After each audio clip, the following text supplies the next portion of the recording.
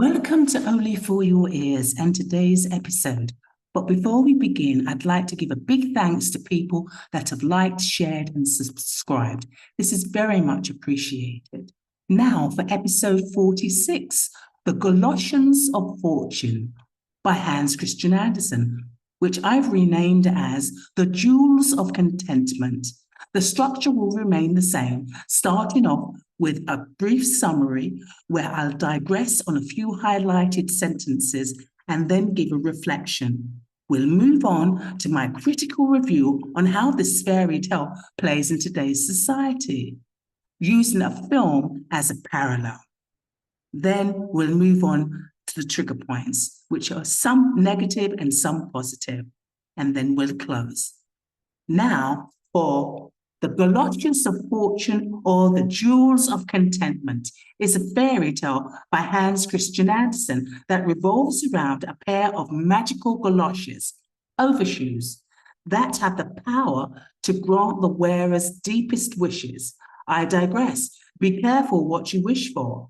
The story follows the experiences of several characters who try on the goloshes, only to discover that the fulfilment of their wishes can lead to, and often leads to, unforeseen consequences and dissatisfaction. I digress. This reminds me of when I was a child and tried on different hats where I made unrealistic wishes. Reflection.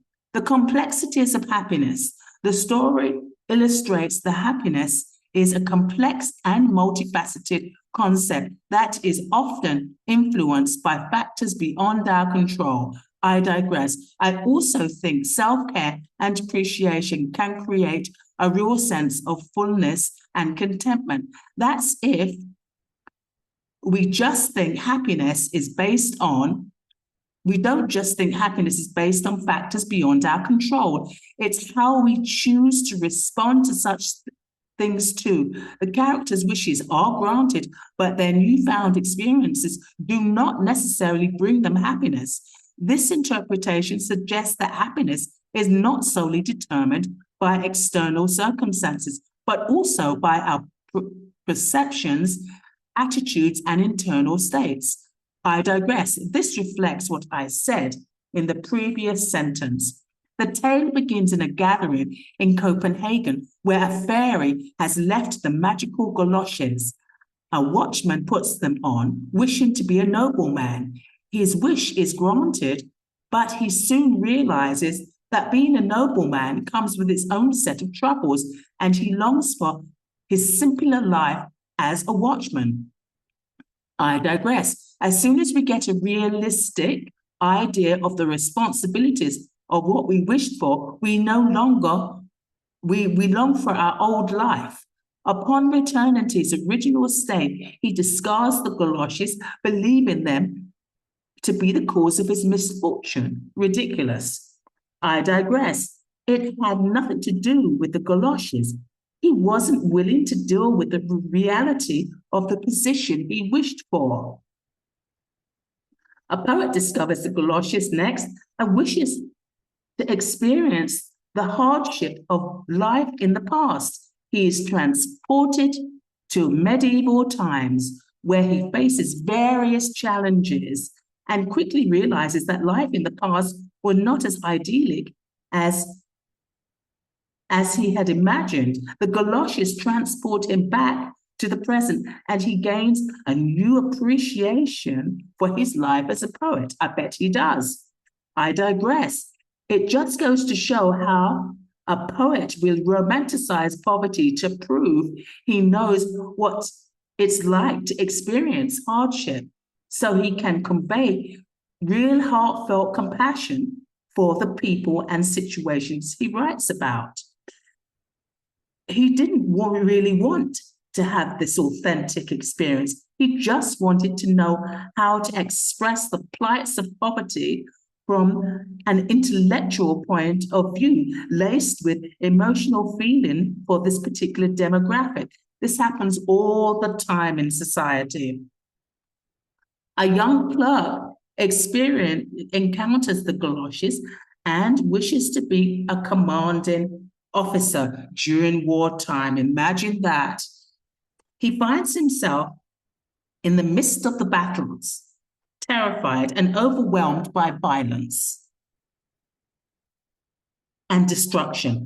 I digress. The reality of such a fantasy has proven that none of these people have the courage or the personality to fill the shoes of honor they wish to behold. He wishes to return to his peaceful life as a clerk, and the Goloshes oblige. I digress. What's really incredible, each person has the luxury of reversing this ill-fated wish. Throughout the story, the characters learn valuable lessons about contentment, the dangers of wish fulfillment, and the importance of appreciating one's present circumstances. The Goloshes of Fortune serves as a cautionary tale that explores complexities of happiness and the potential consequences of getting what we wish for. I digress, hence the expression, be careful what you wish for. Last reflection, the importance of contentment. Contentment, being happy with where you are, with what you have and where you are in life today, celebrating each day. Throughout the story, the characters are portrayed as discontent with their current situation. The magical galoshes offer them the opportunity to experience the deepest desires. But instead of finding happiness, they often discover that their original circumstances were better than they realized. I digress. This shines a light on the fact that each person wanted to have an authentic physical and actual experience in true living color. However, they didn't want to go through the discomfort of attaining them. The story encourages readers to appreciate and find contentment in their own lives, which I believe these people did after they realized all the difficulties and the responsibilities of their wishes coming true. My critical review on how this fairy tale plays in today's society. Hans Christian Andersen never seems to fail at expressing the raw materials of our desires. In this fairy tale, the Goloshes of Fortune, the author gives ahead of his time, eye-opening and philosophical look at our motives behind the wishes that we make. The familiar expression, be careful what you wish for, struck a chord as I read the first sentence about the man whose wish is to be a nobleman, only to reject the idea once he realizes the responsibilities this position holds. I'm reminded of another expression, heavy is the head that wears the crown. So upon reflection, I thought, do we really want to go through the challenges in order to reap the benefits of ultimate power without doing the work? Or do we just seriously envy the afterglow and the adulation they receive from the universe? Unfortunately, I think it's the latter. Now, I would like to share with you the parallel to this story, which I believe is very good. And it's called The Odd Life of Timothy Green, which I think is a wonderful film. And it's about this couple, John and Cindy Green, who dreamed to have and wished to have a child of their own. But upon disappointment, they realize that they cannot conceive a child. So they go home feeling very disillusioned, and they write a list, a make-believe wish of what their perfect child, what qualities their perfect child would have. And they put it in a wooden box and they bury it in the garden outside, in their front garden. Well, that night, there's a tremendous thunderstorm, and they wake up and they look outside and they see this boy in front of them, standing on the lawn. all muddy and, young and muddy. And so they bring him inside and they speak to him and they decide that they're going to adopt him. So the next day, they introduce him to the family and they say, this is our son, Timothy. And they proceed as normal. They take him to the botanist afterwards because they realize that he has grown out of the earth, literally out of this box and out of the earth. And when he gets to the botanist, he, doesn't show that one of the leaves have fallen off. And I believe the first leaf that falls off is to say he has completed part of his mission, and that mission was to be born. And later on, the other leaves are on his body, and they start to fall off each time he fulfills one of then his newfound family's wishes. And so as all of the leaves fall off, because there's his human side and there's the plant side, he says, look, I'm not long for this existence anymore, but I'm going to have to leave in a couple of days. And what happens that night, there's a horrible thunderstorm and he vanishes out of sight. But upon his exit, he leaves them a note. And in this note, it's sort of like saying thank you to them. It's like an appreciation and thank you to them, and that they passed all their tests too, because they proved to be really good parents, just as he proved to be a really good son. So they go to the adoption agency and they speak about this little boy that they looked after and that vanished, and they show her the letter. So they leave empty-handed without any promise of a child or anything like that. And at the end of the film, you see the counselor of the adoption agency drive up in front of their house with this little girl, Lily, and that is going to be their adopted child. So it's a really good movie. And what I like about it, which is better than the actual fairy tale in some ways, is that there's a lot of responsibility. When you're a mother, when you're a father, that's the biggest responsibility in the world.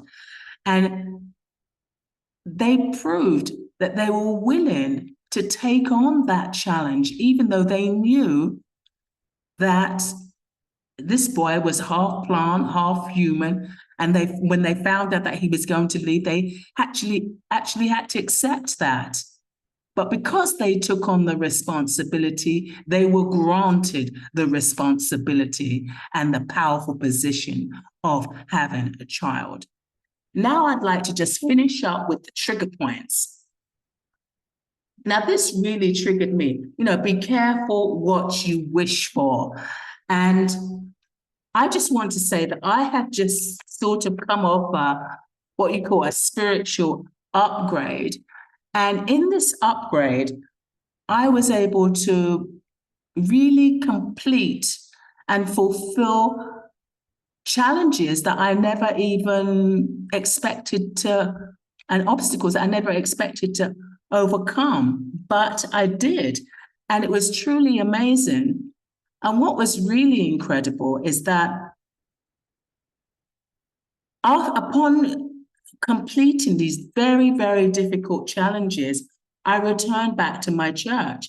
And when I returned back to my church, what was most egregious was, for me, this is egregious. They always say when people start to copy you, that is a huge compliment. But I didn't think it was a huge compliment. In fact, I thought it was the reverse, because they wanted the afterglow. They wanted the adulation. They wanted, oh, wow, you look so great.